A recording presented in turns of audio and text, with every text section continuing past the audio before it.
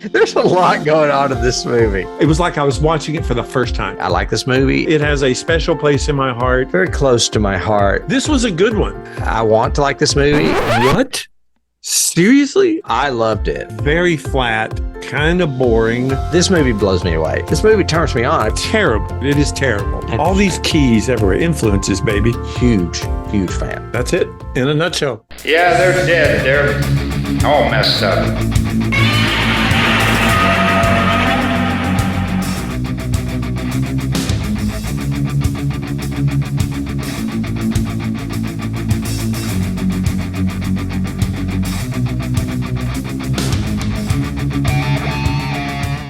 Hello, all those out there in outer space and YouTube land and podcast land. You have reached Johnny Has the Keys, where we talk about horror movies and science fiction films and those key elements that often lift movies above, but sometimes merely just separate them from the normal average genre fare. Are you new to us? Well, we'd like to welcome you. We have a show that my co-host David and I have been doing for 7 seasons now. We actually extend beyond that into the Paleolithic era when we were discussing horror movies in our youth. Those of you coming back know this already, and that's why you're here. So obviously there's something that you like about what you hear, and we're glad that you are here. I am here. How many times can I say here? With my friend, co-host, and co-conspirator, Mr. David Horton. David, how are you doing? I'm good. I am good. I'm great. We're in sci-fi land, so I'm happy and I'm not scared or terrified or anything, which is great. And no knife-wielding prom queens. I'm very curious to see what you think about today's particular topic, but normally to kind of icebreak or whatever in this our lovely unscripted world, we talk about anything we've done genre related in the past week. And I think I mentioned last week I was watching Usher and trying to rewatch it, the Fall of the House of Usher by Mike Flanagan. Did finish it, so I got to see the last 3 episodes I had not watched previous to last week's episode. And again, love it. Makes me want to do Midnight Mass, makes me want to do Midnight Club, makes me want to do all the Flanagans again. He's like the best director of our generation. Yeah. And then beyond the genre, that may be in all film. And then yesterday in a veg moment, just put on Age of Ultron again, which I go to. It's very weird when I want a superhero feel and don't want to watch any of the new stuff because I don't really like it. I highly recommend Agatha, though. I really do. Well, I'll probably watch it just because my favorite series they did was the one with Scarlet Witch. But the thing that's great about this is that it's got a lot of deep diving into stuff that we like anyway, like witches and witchcraft. So you'll like it.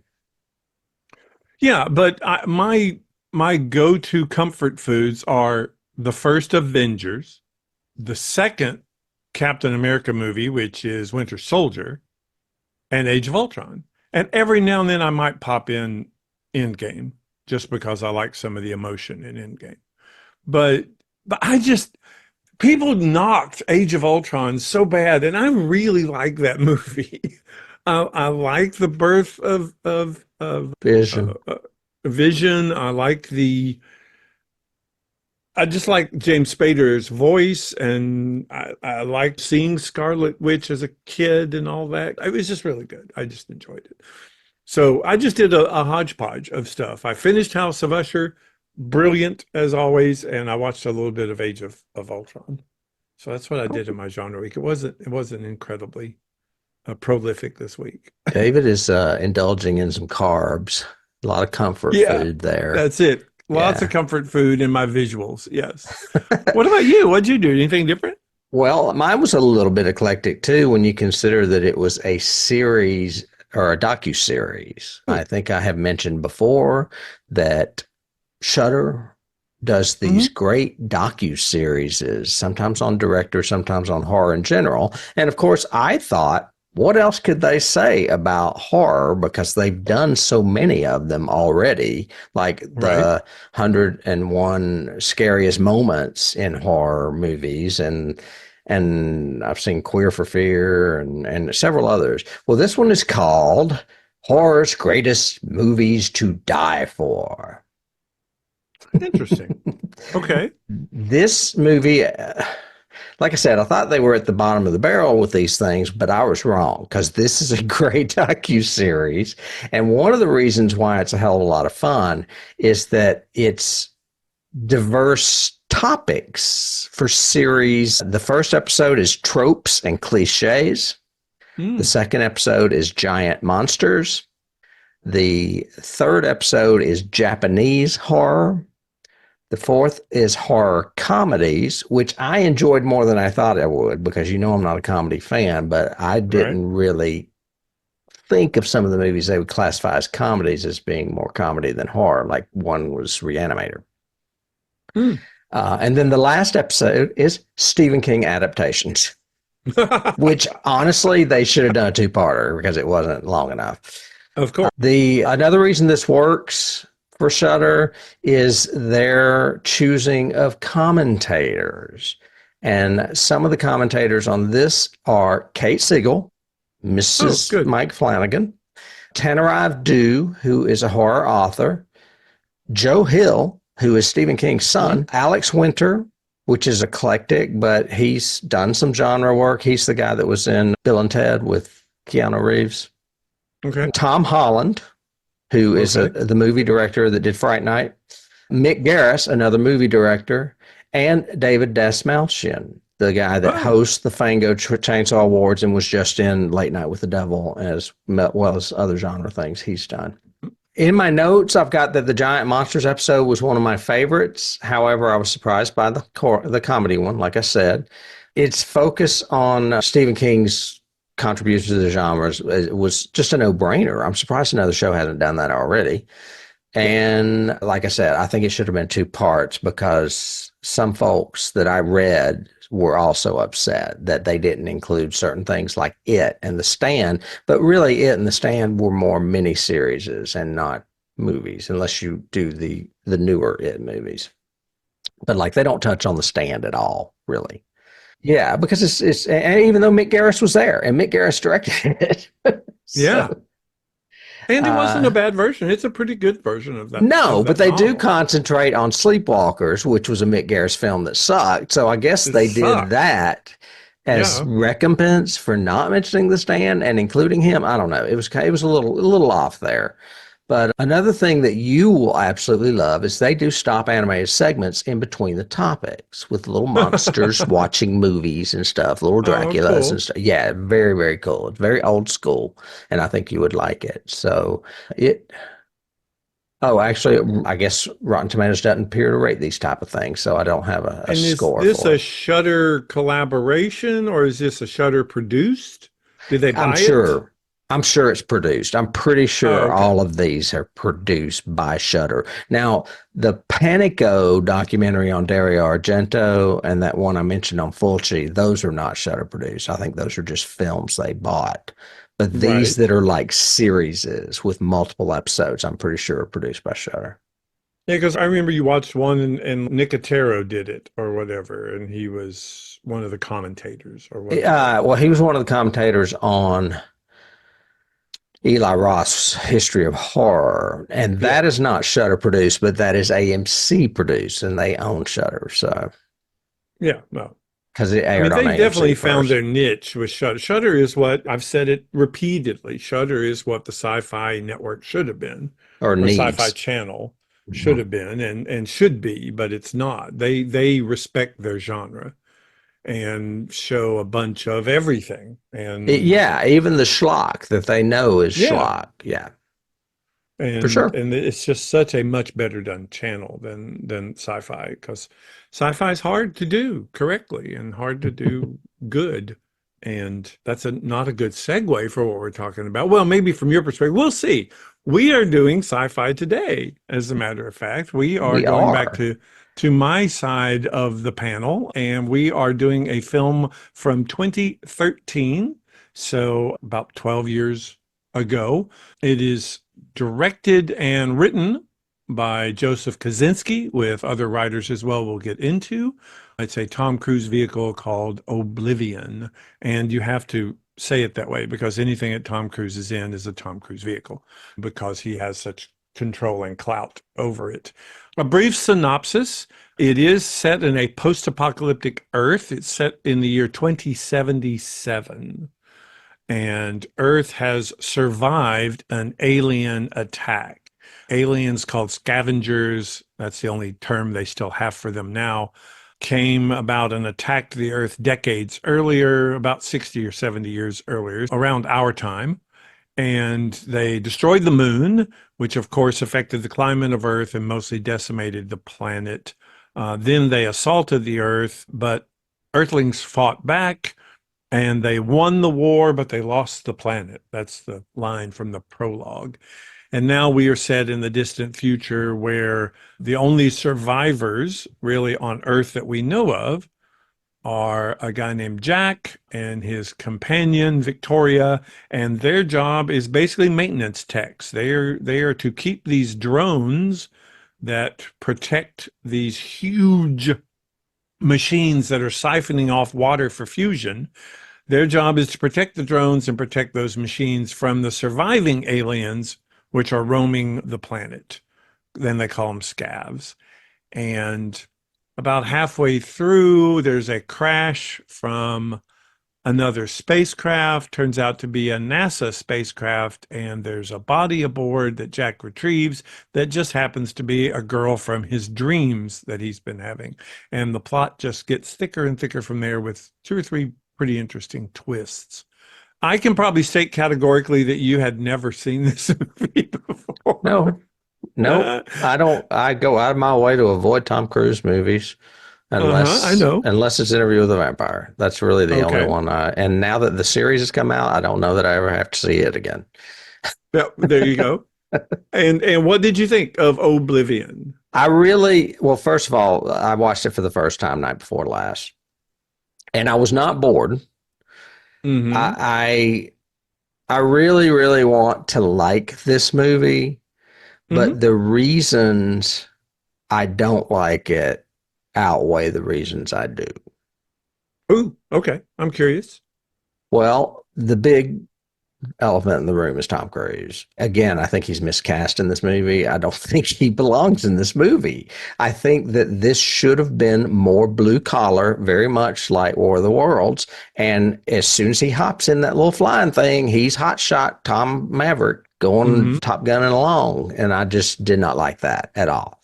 And then another reason I like the movie a lot is I'm very attracted to post-apocalyptic tales. And I also really like that it's an alien post-apocalyptic tale because those are less frequent than zombie post-apocalyptic movies. Yep. But, and this is where I get a little confused because I'm like, am I destroying our podcast? But I feel like we do this podcast because of inspiration and keys, things that are either inspired by or went on to inspire other movies. And yet in this movie, there are so many homages or Easter eggs. I would almost want to call them Easter eggs to other movies that are so popular that I'm like, why am I angry about it when usually I like finding that stuff? Do you see what I'm saying? Yeah. Because I got tired of writing down how many movies they did that in this movie, they did that in this movie, and they're all famous science fiction movies. So that just annoyed me. So I guess the fact that it's post-apocalyptic and has a few cool twists, a few too many in my opinion, but a few cool twists does not outweigh the fact that it has Tom Cruise in it and it robs from a bunch of movies. Interesting. Okay.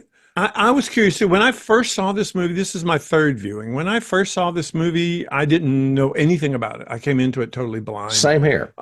And really enjoyed it. Enjoyed it as a science fiction vehicle. Yes, I do think it has homages to and definite key influences of other films.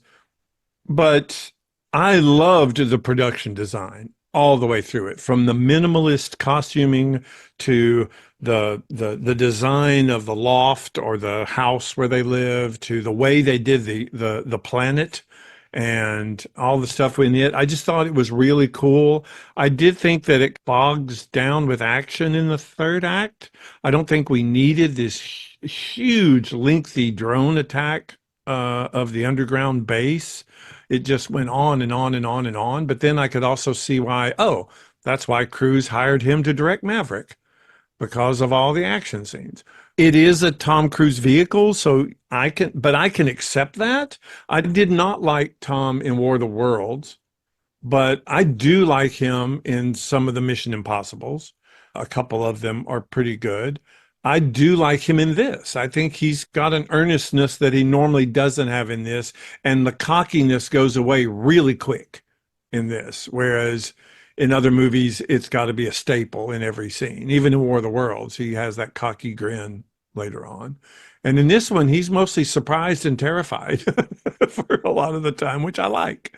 I thought Morgan Freeman was totally underused in this as far as a character goes and story and everything. But it's always else. good to see Morpheus. So, Oh God, yeah. Well, there you go. Duh. no. But as and I think this is an underrated, middle of the road science fiction piece. I think it's better than Passengers, and Passengers got so much more press and everything else.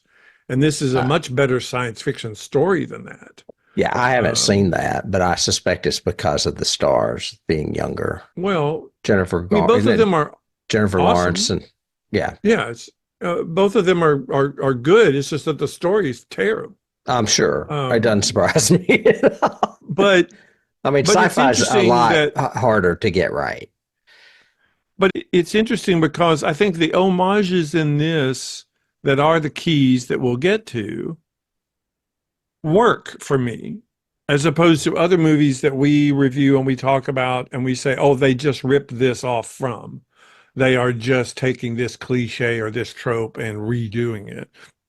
These, I think, actually work for me. And they obviously don't. I think I have the opposite feeling about that. And that's why I said, oh my God, am I destroying our podcast? Do I no longer like keys? Because the keys in this movie annoy me. A lot of them do. Especially the whole Luke Skywalker flying through the canyons. That I was like, are you kidding me? My three biggest key influences this are George Lucas, Stanley Kubrick, and Pixar.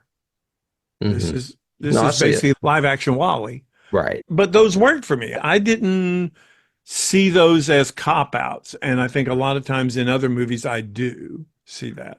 Well, and maybe the particular keys don't bother me. As the WALL-E key doesn't bother me at all. I like that. That's the post-apocalyptic key right there. Yeah. He's a maintenance worker in a post-apocalyptic. There is way too much Star Wars ripoff in this movie, though. There's a lot. Okay. And then I don't really know what you're alluding to with Kubrick.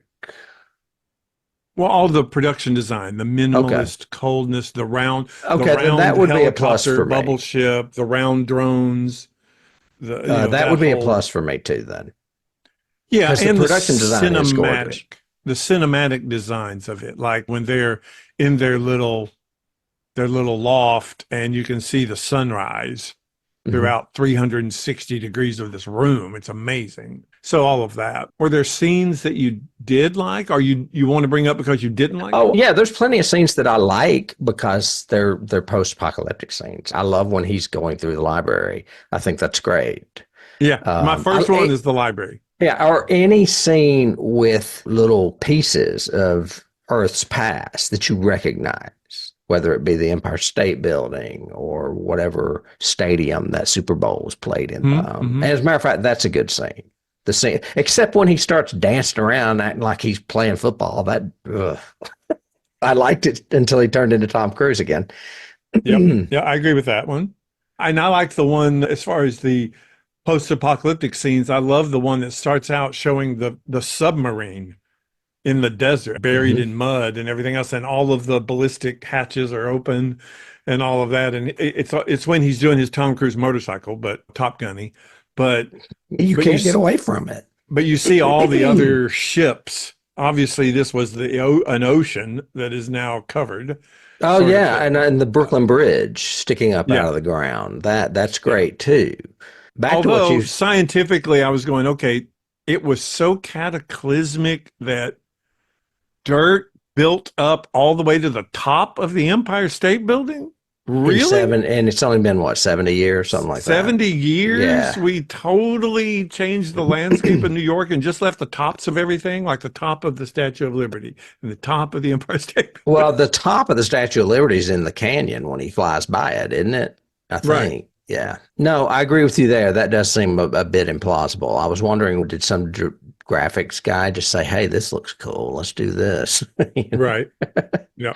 Of instead course. of Yeah, his yeah, production designer was great on this. I agree yeah. with that. So, But back to what you said about Tom Cruise, I've not seen the Mission Impossibles. If I have, it was only the first one. I don't remember. mhm. But I could probably go with Tom Cruise in those movies more because he's supposed to be like that. He is like a superhero in those Yeah, movies. And, James Bond. yeah, very cool. But Mhm. in this movie, if you're a drone repairman, I don't see you being a hotshot astronaut. I see you being one of those guys that was on the Nostromo in Alien. Yeah, but they explained that in that second twist, so they cloned him and just wiped his memory and gave him what it was. It would be, I think to your point, it would be interesting if they actually addressed that. If he actually somehow questioned the fact that this physique and this intellect and everything else isn't a maintenance guy. I should be an engineer. I should be an astronaut. I should be something else besides this. Even if You know Morgan what? Freeman had challenged him with that, saying, "Do you look like a maintenance guy, Jack? Well, Really?" I would have been, I think that's a great idea, but I still would have had problems with him doing all the motorcycle and flying stuff because he wouldn't Yeah, have well, known to do that well, unless he you would have think been it just trained to comes do that. instinctually. No, he would have been trained and programmed to do that. That's the thing. He is a manufactured human. Right. So they manufactured him and wiped his memory and did all of that stuff to be what they wanted him to be. Yeah. And the same thing with Victoria, obviously. Although we don't get as much of a pathos with her. No, But you get more with his wife. yes. Yeah. Mhm. I can't think of her name, but yeah. Julia, I was going to say, is it Julia? That's funny. I think it's her name. I can't remember right off the bat. But yeah, I did like It is scenes. Julia. I was trying to think of scenes really quick. Oh, other scenes? The whole All the scene where Morgan Freeman reveals that there's thousands of humans underground with him or whatever. Hundreds. Yeah, that was a good scene. The Mhm. reveal. All the twists to me work. They don't seem out of place or weird. I do not like the very, very, very ending, although I should. And it makes sense to have that ending. It didn't seem forced to me. I just didn't like it. I was going, You don't like it because it's interstellar. yeah, well, yeah, That's exactly why you yeah, don't like it. That's what. yeah, but And when you said Star Wars and the other one and Kubrick, I was like, no, it's Star Wars, this, and Interstellar. It's what it is. yeah, but they don't play it up like Interstellar of, love conquers all and oh, it was all for love BS. I mean, Love it's wins in the basically, end, David. Love wins in the end. yeah, well, in most Hollywood things, yes, that is With true. descended clones. Yeah, we're just going to clone everybody. But I think Did you have other scenes? I'm sorry, I keep interrupting you with things no, about Tom Cruise and other no, I sci-fi think movies. no, I think those are the key scenes. I like all the reveals. We didn't talk much about production. You mentioned Joseph Kosinski directed it and did go on to direct Top Gun Maverick, but he directed Tron Legacy, which I've never seen. Have you seen that? No, why I would don't I? I think don't. I don't think I've ever seen the first Tron movie, if you want to know the truth, and I should because they're both The Disney. the Hmm. original or the remake? Both. Oh, okay. I've seen the Wasn't the original. remake wasn't the remake Tron Legacy? Or the Maybe. sequel? It was the I sequel, don't I think, I because it had don't Jeff know. Bridges in it too. And this guy Yeah, directed it. yeah, production wise, this was a sell because he had come up with the idea and he actually started a graphic novel. And it was unpublished, but that's what he used for the pitch, was the graphic novel that he had written with Carl Gadusik, I think is his name, or Gadusik. And Michael Arndt. Yeah, those two guys Yeah. called Gadusik and Michael Arndt. And I they have have pedigree. They do. Actually, I don't know about Carl, but Michael did The Force Awakens, and he Hmm. also did Toy Story 3, which is highly regarded as one of the better Toy Story movies. However, Disney did own this. Did you know Yeah. that? And Yes. then They were the when first ones he went to. right, and then when the script started going more PG-13, the rights got bought up by Universal. I think Disney swept Hmm. it under the carpet a little bit Well, and they didn't sold have it. Touchstone to do their PG-13s, Right. so And they it had was to get rid of it before they somehow. had Disney Plus, which now you can watch the Rock and Roll Hall of Fame on, and they say fuck every other word. So it shocks me when I'm watching a Disney streaming platform and the F bomb is dropped constantly. Yep. Yep. Anyway, so this was Um, Disney at first, and now it's and Universal. Carl Gajinski or Gajusik Gajusik. um, was the showrunner for Stranger Things.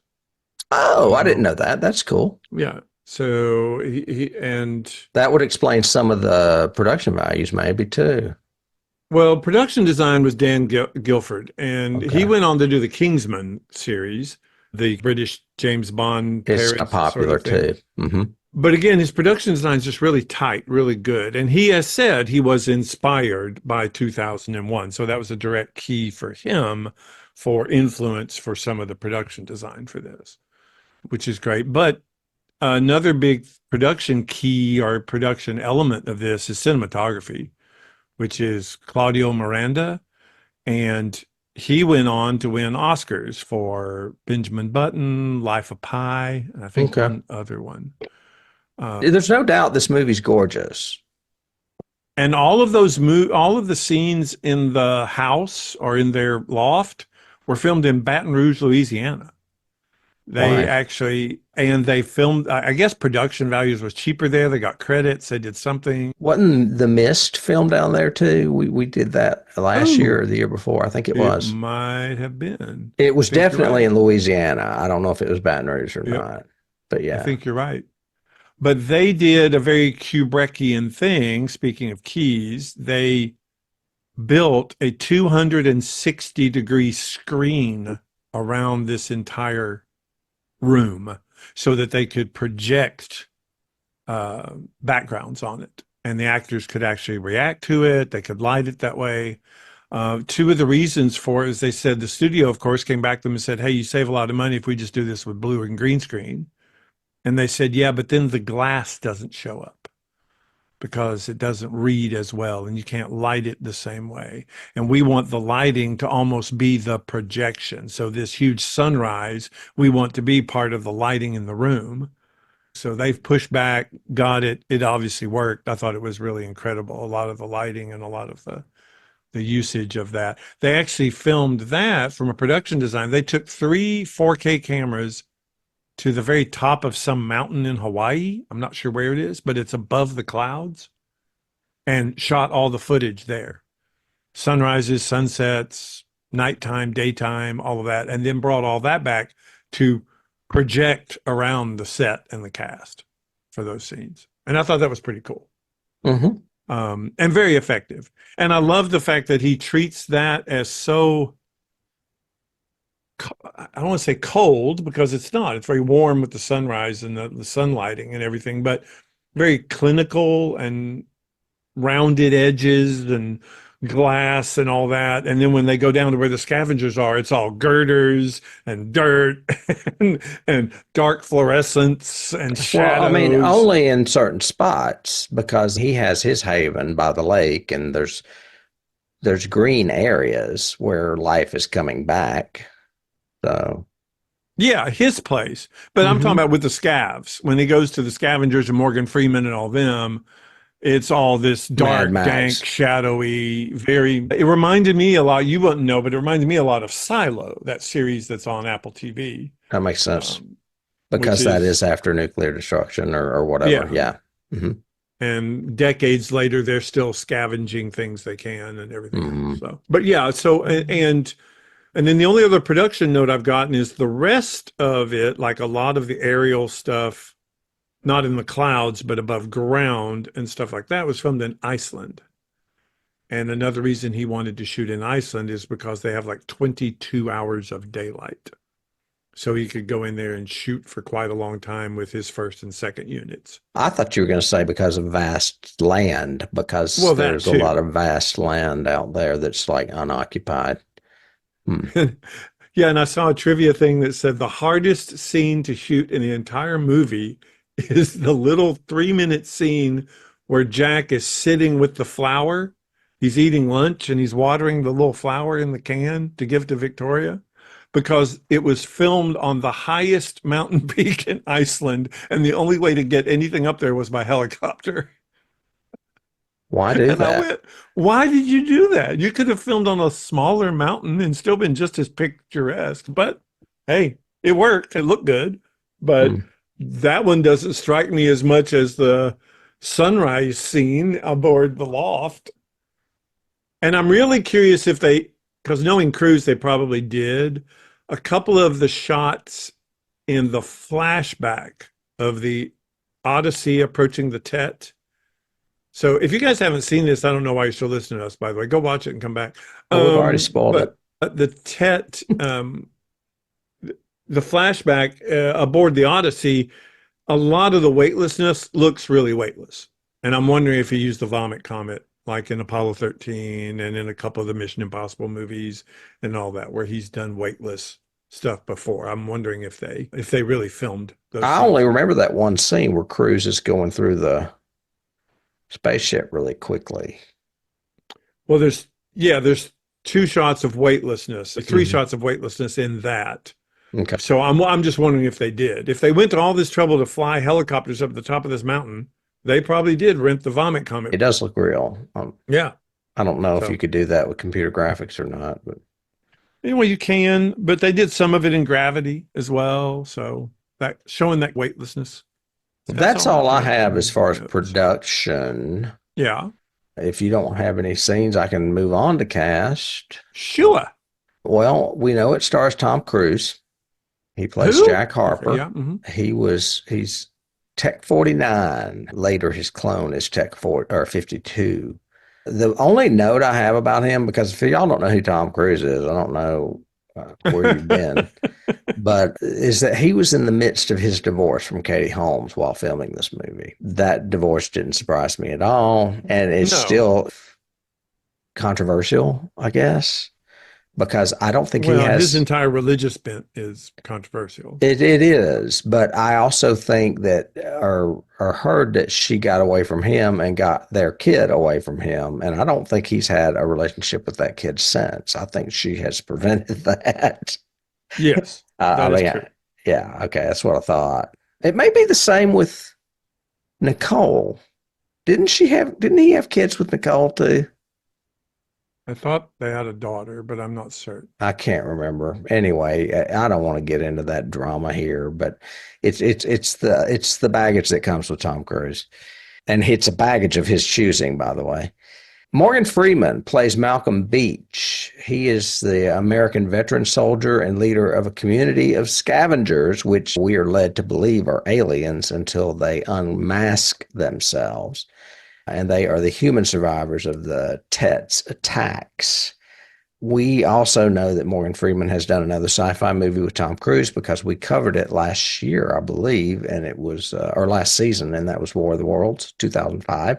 I love Morgan Freeman. He really can do no wrong.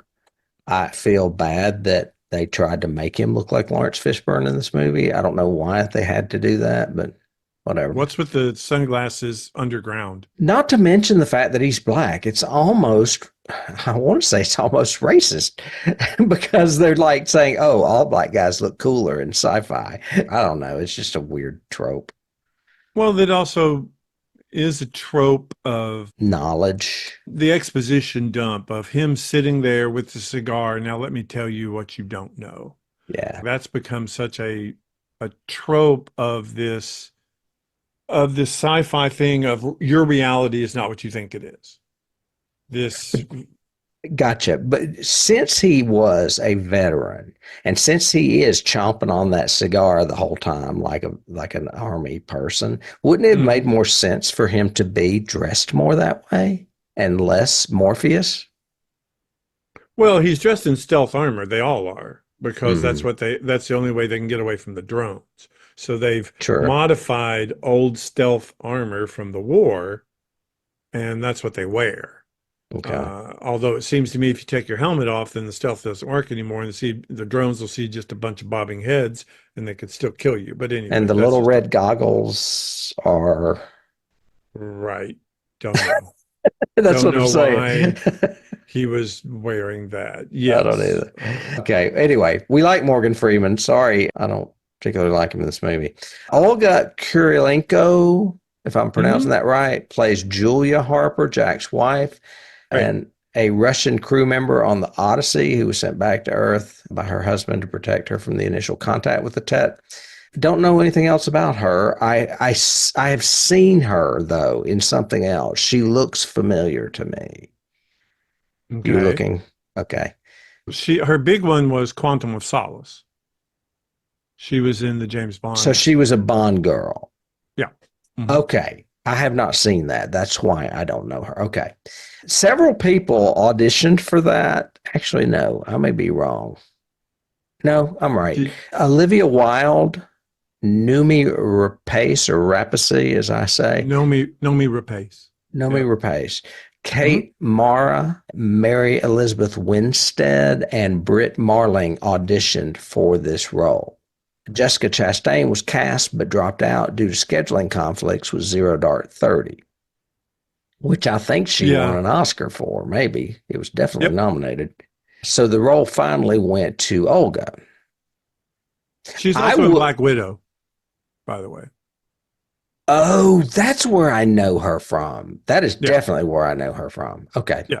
I have a thought about this whole casting originally of Jessica Chastain, who dropped out, is why would you cast Jessica Chastain when Andrea, who plays Victoria, is a redhead that is very similar in appearance to Jessica Chastain?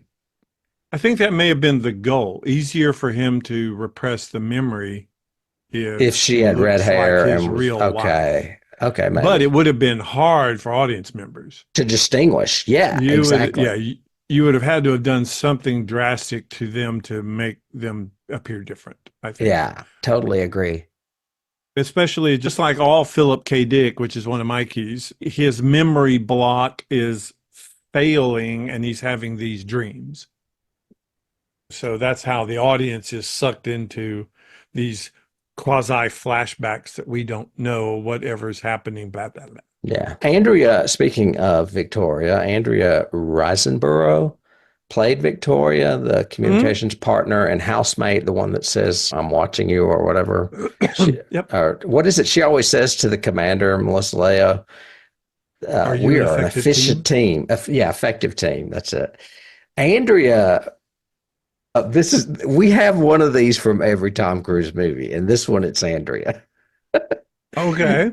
Andrea was asked about her worst job ever in a late 2016 interview, and she stated that it was either shredding duck in a Chinese restaurant or Oblivion. Really? Yes, and I Interesting. guarantee you it had to do with Mr. Cruz. I guarantee you. I would probably think so, as opposed to Kaczynski or anybody else. Her only scenes are with Tom Cruise. So it True. couldn't be anybody else in the cast. No, Other than Olga, they have two scenes they together. have two scenes, but I wouldn't think that those two scenes don't amount to about that much compared to Right. her time with Cruz. We have heard too many things, even from Steven Spielberg himself on War of the Worlds, about Tom Cruise. So it does not surprise me at all that she had a problem with him if that's what her bad memories are to this film. Well, and interestingly enough, like I said earlier, if Tom Cruise is in it, it's a Tom Cruise vehicle. That's The unfortunate. you had said you had said that Jessica Chastain was cast, but then had to drop out. The behind the scenes I read said Tom Cruise allowed her to get out of her contract. That's the way it was phrased. And I was Wow. like, oh, wow. Okay. So, yeah, once he's on board, it's his movie. And she must So, have agreed to do something for him later. what maybe he is a Scientologist. No, never mind. But No, I I don't don't know. mean sexually or personally, but maybe she agreed to do a film with him down the road or something. Maybe Yeah. you'll owe me one Yeah, kind of thing. exactly. And that day Um, may never come, but I'm going to be asking you one day. and I So, got back to, I hate to I keep going back to him. You mentioned things about it being a Tom Cruise vehicle, and we know that that is the case for people like Arnold Schwarzenegger, who I'm not a big fan yep, of either. correct. However, Bruce Willis did the same thing, but could do both. He could do a Bruce Willis vehicle, and he could also do a serious movie, and he could also do an ensemble like Pulp Fiction. So I wish that someone that like has the ego of a Schwarzenegger or a Cruise could have the humility or the talent of someone like Bruce Willis that could do all of it. Well, I remember, wasn't it Tropic Thunder that Tom Cruise plays the character and everybody was talking about it because it was just a supporting guy, but you didn't even hardly recognize him with the makeup and Is everything that the one else. where Robert Downey Jr. does blackface? Yes, it is. It I is. don't remember that movie. I've repressed that movie, Right. but from what I saw about it, part of the part of the whole deal of Cruise doing that was he wanted it to be a big deal and everybody talk about it and blah blah blah blah blah. So to your point, yeah, he can't take a small part. No, You know, no. His ego is it's omniscient. you know, and sadly, some of it is deserved as far as he can always rely on the fact that he is a box office draw. People will go see his movies. And even when he has a bad movie, then the next one is this huge freaking Maverick blockbuster thing, which I still haven't seen, but I hated Top Gun. So I doubt if I would like Maverick at all. But he's bankable. So he gets to do what he gets to do. Sadly. Whatever. Yeah. Back to Andrea, who played Victoria.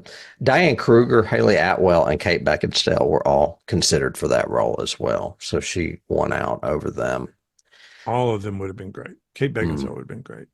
Yep. yeah. Nicolaj Coster-Waldau, I think I'm saying that right, Yep. plays Sergeant Sykes, the main military commander who's suspicious of Jack at first. He has a familiar face. You would know him, I guess, from Game of Thrones. Game of Thrones. I know him from a little indie foreign film called Night Watch about a guy that watches a morgue at night. It's really creepy. Yeah. And they remade that. He's good. They misdid his character. He was obviously anti-Jack from the very beginning. He plays the second who doesn't agree with what the boss is doing. Cliche trope.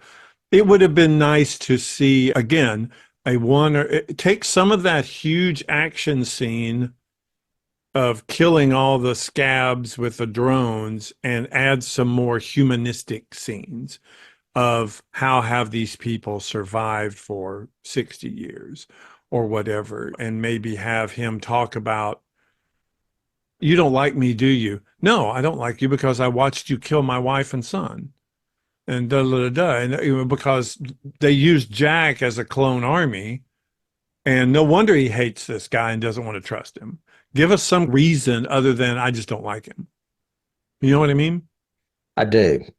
We could have had a little bit more character development with at least one or two, the Morgan and the Wallen character from, You would have needed this movie to be longer, but you would have gone more in depth of the survivors and their story. I think I could have kept it the same length. Like I said, I would have cut some of the action scenes down a bit. Well, The canyon, yeah, if you got Tom Cruise scene, sure. the canyon chase and the chase Drone attack. the drone attack, I would have Yeah. cut down, and I could have gotten 7-8 minutes back right there, easy. Yeah. So that's what I would have done differently. I also would have cut the entire prologue. I think it's totally unnecessary, and it would have been a killer moment in the middle when Morgan Freeman tells him the exact same story that he told us in voiceover at the very beginning. Mm. I would have cut all of that. We won the battle but lost the planet. Oh, they destroyed the moon. Oh, they did all this. Da, da, da. I would have not had any of that, and we would have been in total suspense in the background, subliminally, for the entire like first 20 minutes of the movie. Going, what is going on, and what is that? It's obviously Earth. Look, that's the Empire State Building. Oh, look, that's a submarine. What's Hmm. going on? And it Yeah. would have Yeah. been really more interesting. I totally agree with you. I totally agree with you. Sorry, I keep writing down keys because I keep thinking of other things. We'll do it. Yeah. Well, Nicolaj obviously played what's his face, Sergeant Sykes. Melissa Leo, who I recognized, and I was like, I know her, even though that's a very bad graphic or bad image of her on that projector. She's the artificial intelligence seeking to acquire Earth's natural resources and wipe out humanity, basically posing as the boss man of both Jack and Victoria. She's the voice of Tet. Yeah, she's the Yeah. voice of Ted. She's the And one that they always call her asks them if they're an something. effective team. Sarah, they call her something. Sarah, Clara, something like Sally. that. I can't remember. Sally, that's it. Sally. Yeah. And then but I go ahead. love the whole fact of giving her that really Southern accent, because it makes sense once you finally get to the NASA flashback and realize she's in Houston. She's from Texas, and they've Mhm. cloned her too, are using her. And I Yeah. can't think of what I saw her in, but she has that Southern accent in what I saw her in too. She's an Academy Award nominated actress, I believe. I'm pretty sure she's been nominated for stuff. That or Emmys Yeah. one. I have her credits as All My Children, Homicide Life on the Street. I didn't see that. And The Fighter was a movie. She The also Fighter did was the movie that I think she got nominated for, but maybe Yeah. she was more of an Emmy person because she's television. I like her. I also like Zoe Bell, who I was looking for the entire time and didn't see her until the end. Zoe Bell, we saw last in Grindhouse, the first movie we covered this season. She is the Yeah. Australian stunt woman, stunt person, I guess you would say. Oh yeah, And she's Uma's stunt girl, right? I think I remember. Wasn't she Uma Thurman's too? Well, maybe you mean in Kill Bill? Yeah, I don't that's where I know. first heard her name. Zoe Bell. Okay, Yeah. but she is in the Tarantino Death Proof one with Kurt Russell. Yeah. She's the one that we jumps did. up and goes, "I'm okay." And basically she has a very similar appearance in this movie because I was looking for her the whole time and I didn't see her. And at the very end, she jumps into the frame with Morgan and Nicolaj. Anyway, Zoe Bell is in this. I like her. That's all I have as far as cast. As far as awards, there are some small circuit nominations, one win, and it is not on the 1001 movies you must see before you die list. And I can agree with that. I'm totally on board. So, and I hate it because, like I said, I love apocalyptic movies, and I don't know. Before we do move on to this plethora of keys, did you have any trivia? Just some interesting things. Like I said, I love the fact that they, for the Sky Tower or for the loft, they did that as a projection background. I thought that was really cool and very Kubrickian. I also thought it was interesting in doing research. He had picked Daft Punk to do Tron Legacy. They actually did the entire soundtrack for Tron Legacy. Okay. And they're not a scoring group. They're a populist dance band. They're like EDM, electronic dance music type stuff.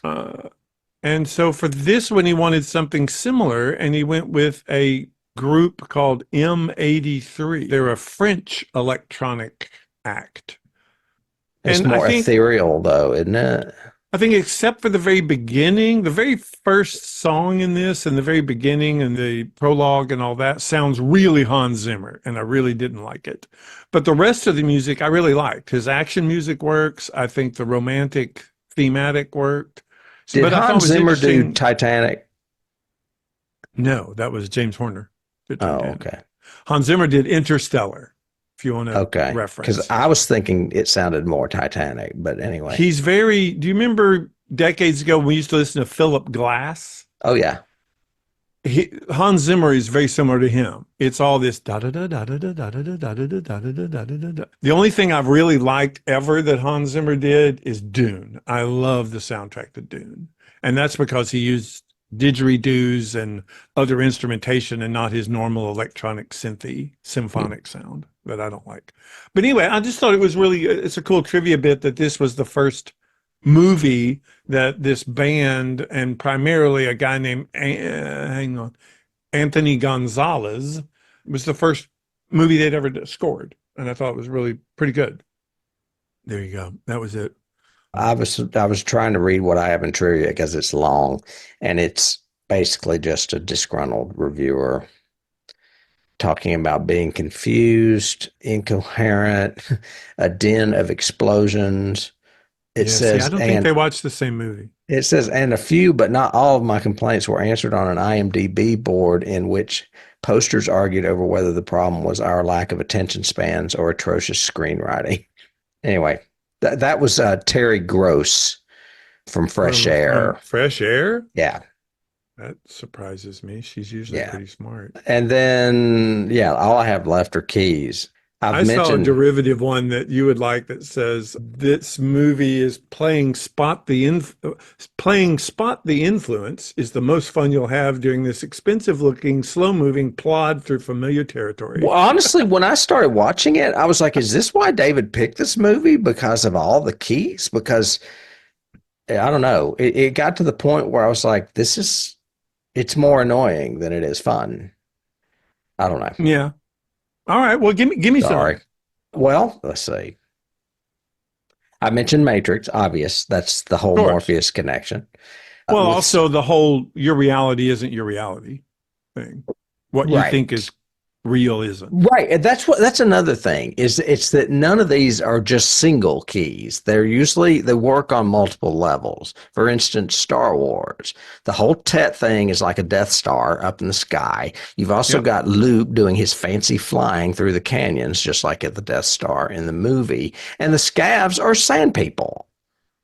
Yes. And they even resemble sand people in the way that they hide their face with bandages, not bandages in this case, black feathers like Mad Max. I mean, Road that's Warrior. The Mad Max reference. Is definitely Road Warrior. Yeah. Yeah, we'll get to the Mad Max in a minute. And the whole thing. Yeah. I don't think there's anything totally original about Oblivion. I do think that he takes tropes that work and to me still makes them work. I don't mind that I'm seeing those references. Well, to me, the trope that works for me because it's not derivative is the fact that it's an apocalyptic event. The Earth is dying. This guy is trying to help a supposed colonization go further on Titan and doesn't want to leave the planet. That to me is the story. Him not wanting to go. Not so much the nefarious twist that it's actually never been a colonization or whatever. Okay. Yeah. Okay. Total Recall, the whole memory swipe and him not knowing who he is. You're on Mars, Quaid. Right. There's a ton of stuff. Also, well, at least a couple that I only wrote two of them down, but from Planet of the Apes, the New York remains being everywhere and you recognizing landmarks and the whole radiation zone, which is like the forbidden zone.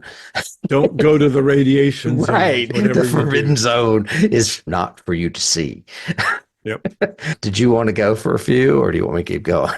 Oh, you're doing good. Keep going. Because all the ones you've gotten, I've gotten so far. There's nothing new. The cryopod deaths are from Planet of the Apes as well. It also happens in Wrath of Khan. And 2001. And there are cryopods in Aliens. I can't remember if anybody dies in them, though. In Aliens? No. In Alien and Aliens. Does anyone die in either one of them in a cryopod? I don't think they do. Not in a cryopod. Okay. In 2001, Hal kills all the other scientists. Right. So that's a good Kubrick reference. I put down Kubrick, but I didn't know a movie. Or Kubrick, I've got for visuals. the pod design in general. So the drone design is very similar to the escape pods Round. in 2001. The bubble Mhm. ship design, because he even said it was inspired by a Bell 47 helicopter, but also by 2001. Which is a cool design. I loved, but I also, as soon as I was watching it, especially do some of those backwards fly down spin maneuvers and all that, it kept reminding me of the ornithopters in Dune too. It looked like a dragonfly. It has that feel to it. It does. You're right. That is a good key. I Yeah. just didn't even think about Again, that. nothing original at all. It's just a unique version thereof. Well, and it also came first, so maybe Dune ripped it off. I don't know. I've got Interstellar, Love Saves the Day. I mentioned Alien already. Wall-E, you mentioned Junk Planet. Oh, Avengers and Marvel, all the computer graphics stuff reminds me of stuff you see in Marvel, where it's like them doing the slides and it's all touch. Yeah, touch slides and movement Mhm. on a glass panel. Maybe I should say Iron Man more than Avengers. I said Avengers, but it's a I could Marvel see that. thing. Yeah, I could definitely see that. I've Uh, got any movie where you have clones, because clone becomes such a big reference point in the last third of this movie. You're a clone. They're all clones. Everybody's clones. I The was army trying was to, clones. I was trying to You know. think of a movie with clones other than Star Wars because I haven't really seen those clone movies. I saw the one, but it's been so long ago I don't even remember it. What? The Attack of the Clones? Isn't that one of the three Star Wars movies that came It's out in the one of the 2000s prequels. Yeah. Yeah. or Prequels. 90s? Yep. Yeah. But they're robots. They're not. That's what I thought. I didn't remember human clones in that. No, there aren't. There really aren't human Okay. clones. No. So I was trying to think of a clone movie and I couldn't think of one. Good point. I can't think of any right off the bat right now. I just put clone movies in. I mean, well, that's what I was thinking. Orphan Black, I think, is a clone thing. I guess you could do Orphan Black. I've just never watched it, so I don't know. Man, the first season is so good. That's the only one I've seen, though. And now it's out with what's her face. That Ritter girl is doing a sequel to it from Jessica Jones. Oh, really? Yeah, Okay. it's on. I think it's on Disney or Hulu. It may be on BBC. Anyway, yeah, she's doing it now. Mad Max, I mentioned for a lot of the production design with the scavs. Mhm. You mentioned that. I also mentioned Road Warrior because they have these black feathers, and it's almost like Predator in design too. Those helmets with the black Yeah. feathers. And they're also very pointed and flat with the funky eyes. So, yeah, it looks And like I a can't Predator think of that mask. character's name in Road Warrior that wears all the black feathers, but he's got like a red mohawk and he wears like assless chaps. Oh, yeah. You know You're who I'm talking about? Yeah, not Immortan Joe. He's the other one. He's the one from Road Warrior. He's from Road Warrior. Homunculus? No. That's the one that's on the big thing that has the mask on. This is the guy with the mohawk that jumps up when Max is on the hood of the truck trying to reach the bullet. He jumps up from the grill. Yeah. And then they run into another truck and like smash him. He's the one he that turns and you see his eyes. He's the one that liked the kid. Yeah, he's very seedy with the kid. Yeah, I want to say. Yeah. Yeah, he's creepy. Anyway, he's one of the villains of Road Warrior. And he's Yeah, I agree. Yeah. Just the black feathers in general. That's what that reminds me of. Other keys. Oh, a clone movie. I just thought of Moon. I haven't seen that. Sam, what's his name? Yeah, I don't want to give anything away, but you should watch it. But there's a clone reference in it that's pretty impactful to this, or pretty key influence to this. Or he doesn't realize that he's a clone. I'm sure. Yeah, that's it. And it came out in 2009, so it came out before this. So. Yeah, that's on our list. I'm curious about it. This is not I've really. Oh, go ahead. I was just saying it's not really a key, but there is some predominant theme music in this from rock bands. One is Ramble On from Led Zeppelin, and Led Zeppelin is one of my favorite bands of all time. And then A Whiter Shade of Pale by Procol Harum is used in it. That's also used in The Big Chill. How is he making that little stereo work? He's got solar panels on the roof, and he's got the wind turbine on the roof because it shows him he shows him go and turn on the Okay. fuse box and everything. So he's been just scavenging himself and building this place, I guess, with other parts Yes. he's found. Okay. Because I Yeah. was like, where is he getting power? Another reason why the Morgan Freeman character wants him or thinks he's a hope is because he's collecting past memorabilia. Yeah, books in particular. But yeah. Okay. Go I've got ahead. one that you probably wouldn't get in For All Mankind. I think I mentioned it before. At one point, these three astronauts are stranded on the moon for over a year, and they only have a VHS player, and it only has one VHS tape, and it's a rerun of Bob Newhart. And so they watch it over and over again, like all the time. And they start using a call letter for each other or welcome each other. That's "Hi, Bob."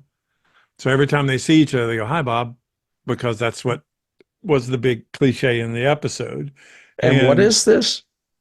it's For All Mankind. Oh, For All Mankind, yeah. And that's what he calls the little bobblehead that he's got in the Yes. copter. And he said, and when he first gets in, he goes, "Hi, Bob," and says it. So I'm wondering if Ronald Moore took it actually from this, but obviously not. The Bob Newhart influence was probably what it was. That's funny. But yeah. This key I copped from IMDb, and this key does not annoy me. This is the key I like. And it's in the scene where when he's looking at the poem Eloisa to Abelard by Alexander Pope, who is a famous romantic poet. Apparently, that poem also provides the title for Eternal Sunshine of the Spotless Mind, another sci-fi movie with themes of memory and forgetting. I've not seen that. Please don't put it on our list. Anyway, no, it's Jim Carrey. I don't like Jim Carrey. Yeah, I'm not a fan. Anyway, the line in the Procol Harum song is one of 16 Vestal virgins who were leaving for the coast. And Julia says to Jack, the world would forget about us. Pope's poem includes the following lines: divine oblivion and low-thoughted care, and later on, how happy is the blameless Vestal's lot, the world forgetting by the world forgot. I think that's the key I like when I start seeing something that's coming from a different medium and not necessarily other science fiction films. Yeah, and literature pulling from that. He finds the book. The book has a bookmark in it that he reads. He keeps it from Victoria, so we know something's up there. He's hiding it. Then he puts it in his library in the Valley of Greenness. And then Morgan Freeman refers to it. And then he says it to Sally at the very end. So as a thematic tie-in, I thought it was really cool. It is great. And that's what I wanted more from this movie. Yeah. Apocalypse always appealed to me. I've told you that a million times. One of the things about it that appeals to me is when you see them discover something that is forgotten. So it is now remembered because we are experiencing it. And him picking up a book. It could have been any book. It didn't have to be Alexander Pope. It could have been Lamort d'Arthur. I don't know. Right. So I love stuff like that. And to me, there wasn't enough of that. It was all more Joe Action Hero. Yeah. And that's my overall take on the detriment of this movie is that it's not deep enough. It could be a lot deeper. I think so too. It could have gone into much more character development and much more pathos with the loss and everything and all that, rather than action scene after action scene. And I was going to say, and since they're always losing drones and he's always having to repair them, they established that in the very beginning, then they should have just made the drones more powerful and just had one drone stalking him at the end instead of three. Because you were talking about there being too much action at the end. Yeah. But what if it was like the Terminator where it was just one? Yeah. That was constantly That would have been his interesting to see nemesis. one, and maybe the one that was either malfunctioning or was appearing to malfunction when actually you find out it's being ordered by Sally. Demon Seed, Yeah, yeah, like that a would have been rogue interesting. computer. 2001, same thing. And again, more Anyway, backstory with the scavs and what's happened and how they've survived and everything hmm else. More Jack trying to analyze, why do I want to keep these things? Why do I want to restore this rather hmm than go to Titan, which is my mission? I don't understand why I'm conflicted. Those would have been interesting to explore rather than just now it's time for another chase. I also have in my watch notes a question of, okay, so he gets his motorcycle out to do a motorcycle chase of this drone because he he's does. Top Just because Gun. he does. Then he finds it in a hole in the ground and decides to rappel down into it. How the hell was he ever going to repair it? He has no kit, no backpack, no tools, no replacement parts. No. So why the hell is he rappelling into this hole in the ground? It makes really no logical sense I for don't that to like the happen. one thing I like best about that scene is when he's rappelling out and that cable breaks and they just show him like slow-mo fall. That was Yeah. great. And then when he hits the ground and the gun goes into the pit, that was even better. That was like an Indiana Jones moment. And all of a sudden you just see the lights of those eyes. And I was like, this is great. I can handle this. Yeah, I But liked the whole scene down there, him looking around, him finding the transmitter without a drone, meaning, oh, I've been brought here. This was intentional. Somebody did this. The scavs, we think. Except the scavs are also sewn with these red eyes like they're coyotes or dogs or something. I'm going, what were those? they were What his red goggles. on the ground? I don't But know, I with mean, black feathers. none of that was explained like, oh, they have these little robot dogs or they have their own drones or No, it just looks something. cool. According to whoever, it looks cool. Use it. Yeah. And evidently it activates the drones because they blow everything away as soon as they Right, see because them. they're not Tech 42 or 52 or 49. Yeah. Yeah. Yeah. I have one So, last key that's a ripoff. yeah. Apparently, and I got this from IMDb, the DVD cover is the same as I Am Legend, and he's in the same pose, and there's a broken bridge behind him. That makes sense because he's in the poster, he's in front of the Brooklyn Bridge, Yeah. right? Yeah. I don't remember the poster for I Am Legend. I didn't really look it up. I just thought it was funny. Huh. But Yeah. and it stars somebody else that I'm not a fan of, Will Smith. So Oh, this is well. Tim's hour to talk about actors he hates. Nicolas Cage, Tom Cruise, Will Smith. Anyway, I do want to go on record before I sum up that I don't hate this movie. I Hmm. enjoyed watching this movie and could potentially be talked into watching it again. I don't like Tom Cruise. I just don't. And the reason I don't like him is that I feel he is a hindrance to movies that could have done better. And this movie, I think, could have done better without him. Do you think, analyzing it, do you think one of the things you don't like about Cruise is like an insincerity? He's like a star and not an actor? It's multiple things. One is the personal thing with the whole Scientology thing.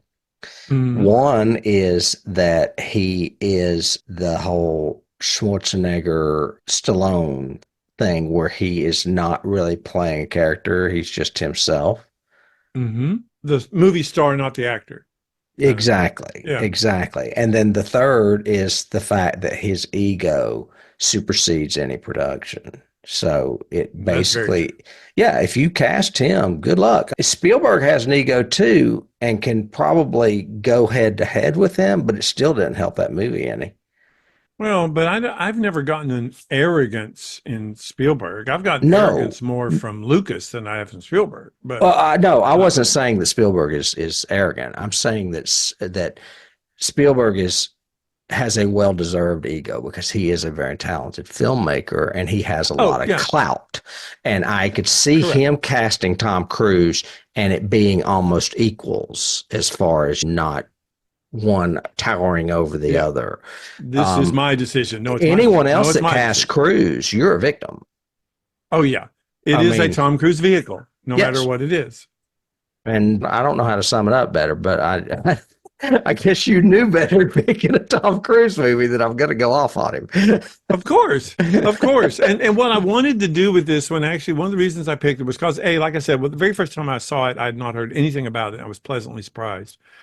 Same. And even in this rewatch, I still enjoyed it, and I still think I can get over the cruiseness of it to get it to where it should be, or where I can appreciate it, I guess. But I was very curious to see what you would think, and I'm really glad that other than him, you did enjoy it. Yeah, a good post-apocalyptic tale is always going to be a winner with me. I just wish he hadn't been in it. I think that you would have had a lot less of these fabricated keys and these action-oriented keys, and it would have been a good story about survival. I don't know. That's my 2 cents. I agree. So, anyway, I got to sum up. I forgot. It's my turn.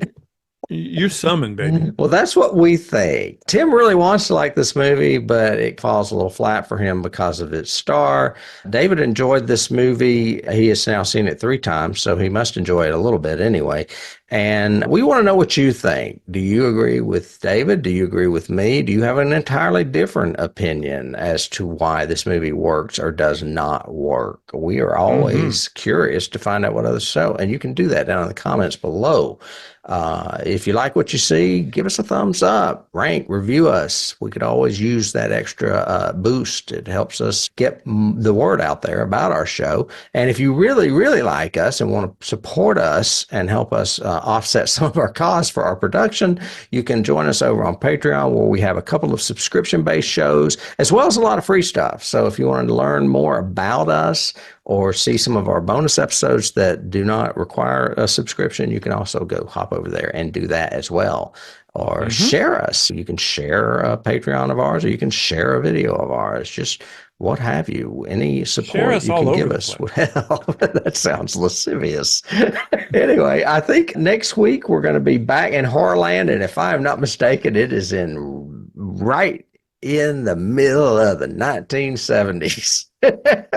And I am looking forward to it because I can't remember if I've seen it or not. Oh dear. I guarantee I haven't. Yeah. So we're going to Comfort Land for me anyway. All right. I look forward to it. All right. I'll see you then. All right. All right. Bye.